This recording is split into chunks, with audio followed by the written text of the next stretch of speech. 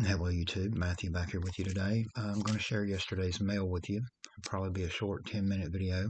I had a TTM return, I had a pickup for the 88 Topps autograph project, and I had a slab come in, SGC, for the Indians PC. Alright, first up, the TTM. We got Steve Farr back, a long time, very good relief pitcher. He was a closer for the Yankees. This is him on a 93 Topps card. He signed in blue Sharpie. And here is 93 Donruss and 19 and 92 Donruss. And I really love that one, the signature on that card. The 93 Donruss, it's good. I mean, they're all signed nice, but I just really think that 93 Topps looks awesome, and I think the 93 Donruss looks awesome. Really thrilled with that. Mr. Farr did a really good job for the Yankees in the early 90s as a closer. He was actually a very, very good relief pitcher for the Royals for several years before that, and he came up with my Cleveland Indians back in 1984 as a rookie, and they, of course, traded him because that's what the Indians in those days did when they developed young talent that might have a chance of being useful. They usually traded it for some old veteran that, or whatever, or for some other young prospect that never amounted to anything. A lot of times what happened, but anyway, I was thrilled to get those back. It took me about a month and a half, somewhere in there, 5, 6 weeks to get these back. Mr. Farr actually lives in Kitty Hawk, North Carolina, little town. Actually, not all that far away from where I grew up. Uh, and now moving on, the 88 Topps pickup for the 88 Topps autograph project is, I'm going to take it out of the top load and the penny sleeve to show. It's an older example of Paul O'Neill's autograph. I got this reasonable enough. It's not the best autograph in the world as far as looks because of that black background in the photo, but signed in black Sharpie, Paul O'Neill. Don't know how well it's going to show up. I took it out of the penny sleeve and the top loader to try to take the glare off of it some, but I needed this for the 88 Topps project. I would have rather had, yes, a blue Sharpie one that was signed a little bit, well, it really wouldn't have mattered. Blue Sharpie would have stood out better, but thrilled to get this for the price I did. It's not authenticated or anything. It doesn't look, now if you're a autograph collector and you've seen a lot of his pack pulled autographs from like more recent years, over the last 10 years or so, like through products of Panini or Topps or whatever, O'Neill's autograph has changed over the years. What his autograph looks like now is a little different. But I checked out the O's. I checked out the P, and compared this with some PSA DNA autographs from back in the day. O'Neill used to be a great through the mail signer for years, and he quit signing by mail. Hasn't done it in a long time now, and but I was pretty confident that this looked a lot, very much with the O's and the P, and everything. I wasn't that worried about taking a chance on it when I zoomed in on it. Before, and like I said, the price was right. I'm actually planning on sending a few autograph cards to in to get authenticated with PSA. I'm not sure when I'm going to do that. I've been debating on, do I want to do it myself, get up a bulk submission with PSA, or do I want to do it? I've been thinking more about doing it in a Facebook group with a couple of guys that get up orders together and sending together, so that way they don't have to. They get like just get up an order, sending together. I would rather do SGC, but SGC quit authenticating autographs, so can't do them. I'd rather do them. I like their cases better. I like them better, but SGC actually is owned by PSA now. I don't whatever that means, but they supposedly operate independently from PSA, even though PSA owns them. Doesn't make sense, but I'm thinking about sending this in anyway. I even thought about doing a JSA on it.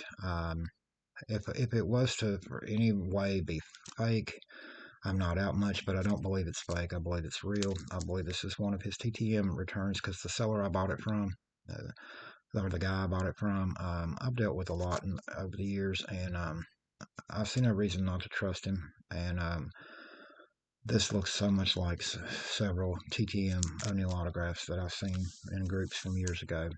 So anyway, like I said, I got this cheap enough. I'm not worried about it. It's not like it's like if I just went and bought a few lottery tickets, if it, was to be fake, but I don't believe it's fake.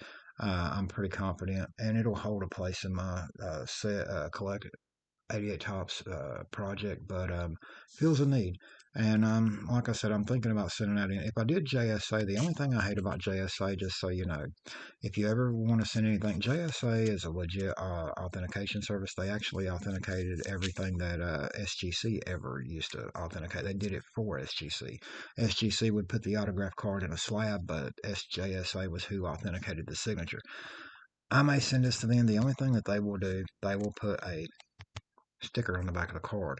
A lot of people don't like that. They say it hurts the value. I don't think it's going to hurt the value of this card that much because it's black Sharpie, and most autograph collectors prefer blue. Black Sharpie is only preferred over ink pen or pencil. So, but I mean, I was okay with it. But anyway, not that big a deal either way. I'm just happy to get it for the set. And something, I don't know what it is. I'm going to have to take this out of the bag, which makes me upset because um, okay, whatever it was is actually on the bag, which is better than being on the slab. Let me see here. Not sure what that was, but anyway, sorry about that. I got this slab. It's an autograph, 1961 Tops, Dick Stigman. I actually have the same card autographed by him that I sent to him in a through the mail request. This is older JSA green label. I mean older SGC green label. Sorry about that. Authentic, there's no doubt. It looks identical actually to the one I have, almost identical. It's just signed in a little bit different spot. The one that he signed for me by mail several years ago now. But Rookie Topps Rookie Cup 1961.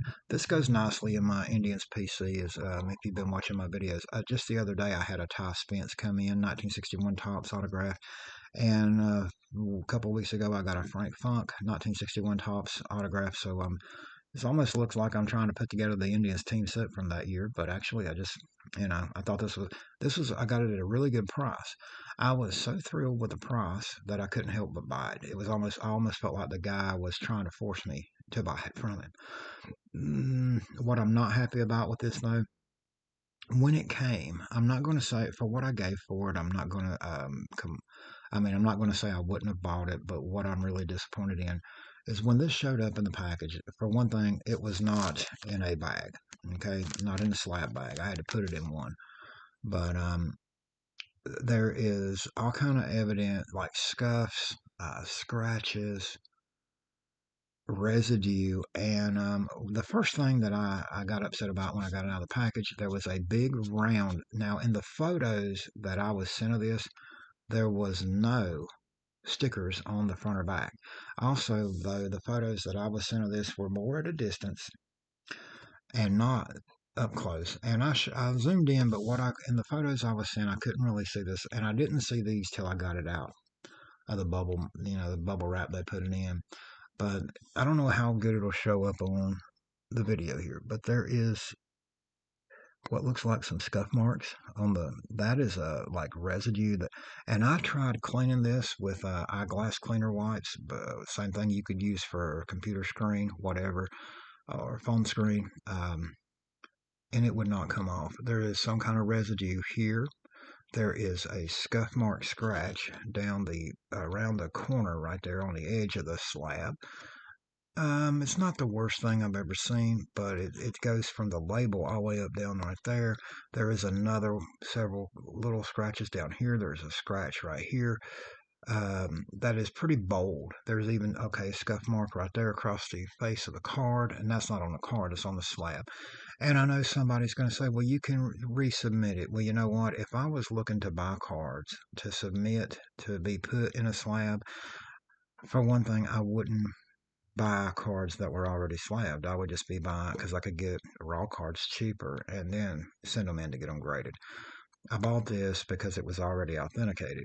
Okay, and I knew it. Even if it wasn't authenticated, I've got another, couple of cards signed by him. This is his autograph, no doubt about it. But It just upset me. There's also scuff marks on the bottom down here on the slab down here.